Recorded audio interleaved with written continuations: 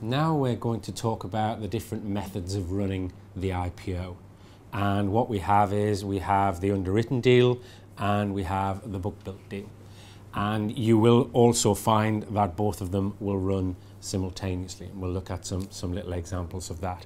So what you have as far as an underwritten deal, and the textbook definition of this is that basically the bank will carry the price risk.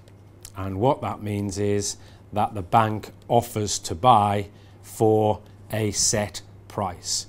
Yeah, so what they've got is the bank will offer to buy for a set price, which means that if nobody wants to buy the shares from the bank, then the bank ends up owning a number of shares at a loss, etc. So therefore not a very, very positive place to be. Yeah.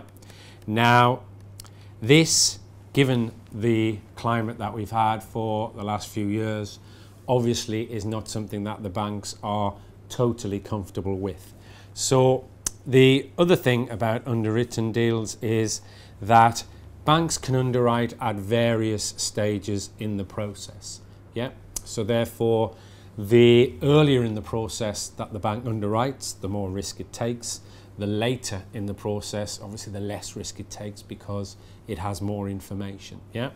So what you will hear is you will hear people talking potentially about hard or soft underwriting, and that is where hard means it's towards the beginning of the process, so therefore the bank is taking more pricing risk. Soft is towards the end of the process where the bank has a lot more information. Yeah.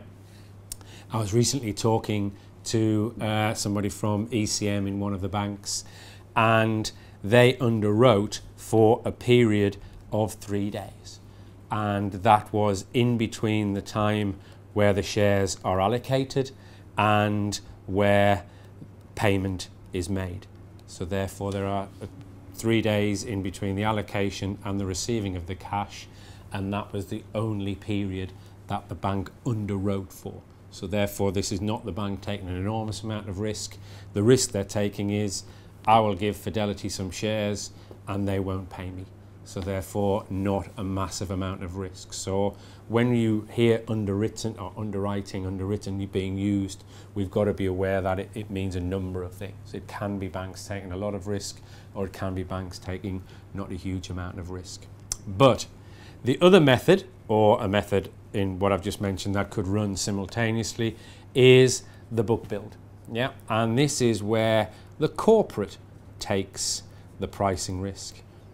And what we mean by this is that the IPO will run and we will not know how much the shares or the stock are going to be sold for. Yeah, so therefore there is no guarantee A, that they will be sold, or B, what price they will be sold for. Yeah, and that is what the book build is.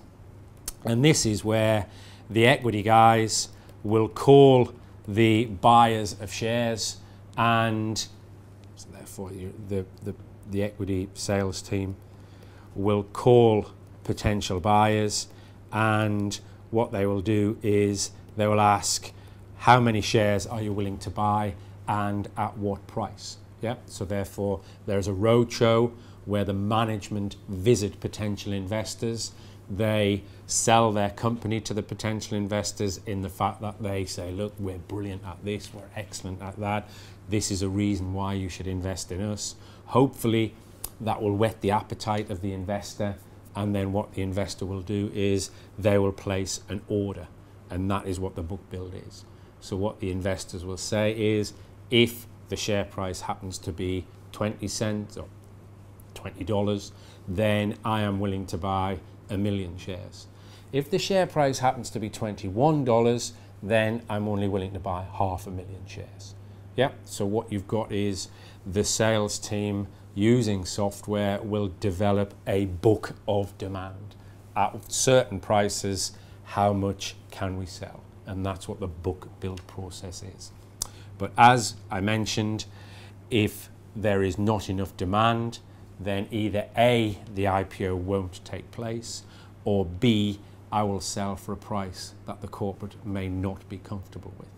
Yeah, so therefore when people talk about IPOs being pulled, i.e. the process was either rumoured to be starting or had started and then it doesn't come to market, or they stop the process, then that obviously means that the corporate and their advisors are not comfortable that they will be able to sell the shares for the price that the corporate is willing to accept.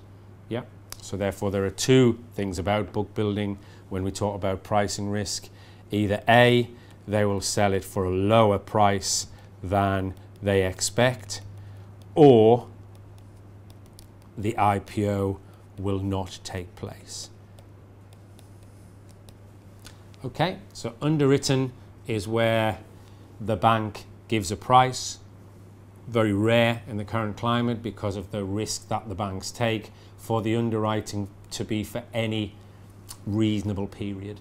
Underwriting right at the end of the process does happen, but again, that's because the banks are comfortable in taking that risk.